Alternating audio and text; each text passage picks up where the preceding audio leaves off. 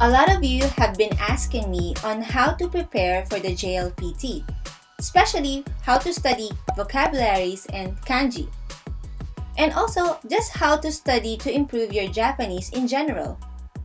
So if you're an absolute beginner getting ready for the JLPT, or someone who just wants to learn the language and you don't know where to start, then this video is for you. Before I came to Japan for work, I had to take 3 months of basic Japanese language course. That was when I was introduced to the Minna no Nihongo textbook. We studied from lesson 1 to lesson 50. It was a full day, 5 days a week type of class. I had zero knowledge of the language prior, so it was hard for me to absorb all that information in the span of 3 months. By the time we were learning about passive forms, my brain just stopped absorbing new information. But I was still able to finish the entire course.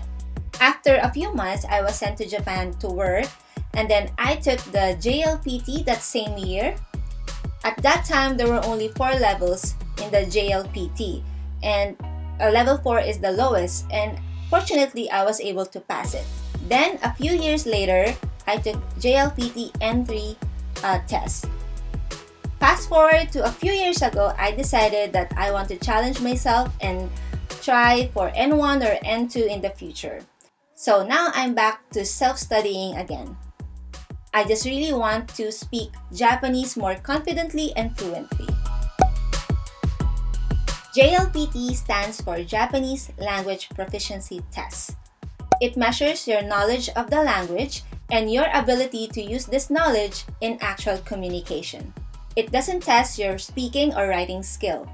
Even if you're just studying Japanese as a hobby, you can still apply these tips and methods that we're going to talk about in this video. If you are really serious in learning Japanese, the very first thing that you need to learn is Hiragana and Katakana. I know it may seem a lot, but if you study them a few at a time, write them on your notebook a few times, little by little, you will eventually get familiar with them. It took me about 2 weeks to memorize them all. Of course, it's not 100%, but since our textbook is written in Hiragana and Katakana, we are constantly reviewing them, so it gets easier. Once you've gone over all the Hiragana and Katakana characters, one tip that I can give you, and also what I did before, is to get your favorite Japanese song. Okay, you can print that out and make sure it's in Romaji or in the alphabet.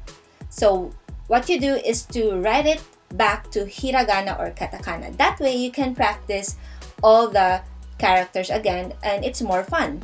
The second thing that we need to learn, of course, are words or vocabulary.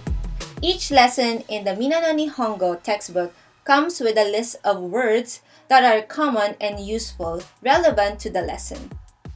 Before the start of the lesson, our sensei expects us to be familiar with the vocabulary before we go to class.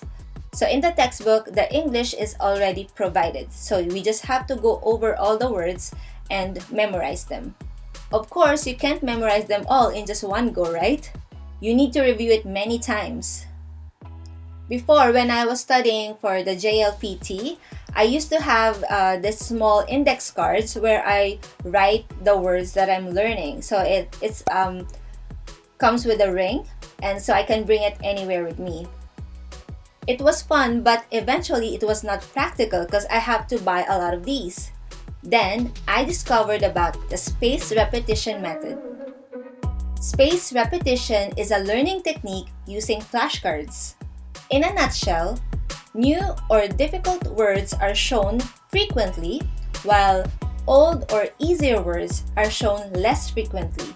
So instead of buying those small cards, I just use an app on my phone, programmed using the spaced repetition method. If you are curious and interested to try one, I highly recommend MOCHIMOCHI app, who is kindly sponsoring today's video. Arigatou gozaimasu, MOCHIMOCHI!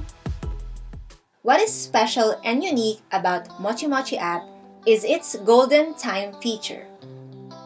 Based on your learning history, it will calculate and remind you to revise or review words and kanji at your golden time.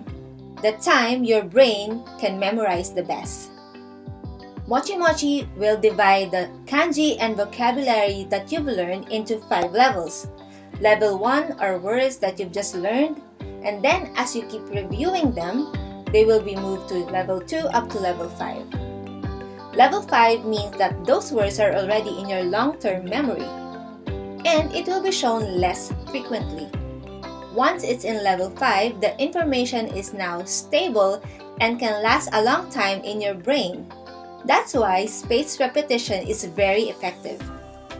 If you're a busy person like me and you don't have time to type in each word to an app, and you want something that you can use right away and is easy to follow, then Mochi-mochi is perfect for you. You just have to learn 10 to 15 minutes a day. It's perfect while you're on your way to work or school, or while you're in the bathroom, or as a warm-up before your study session. I also find the character very cute. Mochi-mochi. The app is very user-friendly. Each flashcard will show you the word, its meaning, a picture to remember it more, and example sentences in Japanese and English. Like I said, there's no need to type in anything because the app already provides courses for you. It has a complete list of words from N5 up to N2. It also has special courses geared to learners in specific industries such as IT and nursing, which is cool, right? As you can see, it shows the number of kanji and words that you will be able to learn at the end of each course. Every session, you will be shown 10 to 15 words, which is a good amount to slowly but effectively build your vocabulary. You can also practice spelling words in Hiragana or Katakana. The app will also show words normally written in kanji to review them. I think learning kanji as a word rather than just a standalone character is more useful.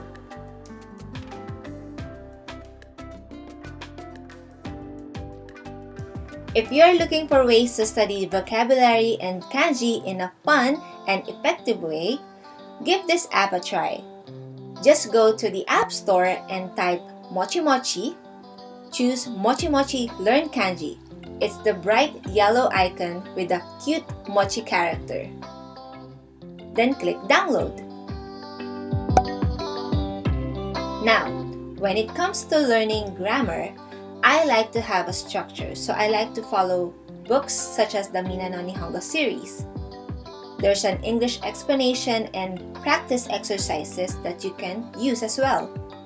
If you are using this book, it will mostly cover grammar you need for N5 to N3. But if you don't have the book, it's okay. I got you covered. You can just follow my grammar videos from lesson 1 and then slowly build up your grammar from there. Make sure you're taking notes and try to use them in a sentence. I also have practice exercises on my Patreon page that you can use. Actually, listening is the hardest part for me in the test. Okay, the most obvious way of getting ready for this part of the test is to actually immerse yourself in the language. For example, watching movies, animes, and also listening to music. And try to actively listen for the words that you already know. I know we all rely on watching anime with this part, but if you want to learn Japanese used in daily conversation, I highly recommend to watch kids anime such as Sazae-san or Chibi Maruko-chan or even Doraemon. And also try to speak what you've learned. When you speak, you are actually listening to yourself, so it's a good way to practice. The more you use Japanese, the more your brain starts thinking in Japanese. Bonus tip: so if you catch a word in Japanese, make sure to write it down and check the meaning later. Or if you have your phone, you can check it right away if you have the dictionary in your phone. That way, you don't let new information slip away. And lastly, if you haven't already yet, try the JLPT sample test on their website. This way, you can gauge which part of the test you're doing well and you can make certain adjustments. Okay, so that's it for today's video. We all have different styles and pace of learning, so find out what works best for you. So tell me about your study style in the comment section below. I will see you in the next one. Mata ne!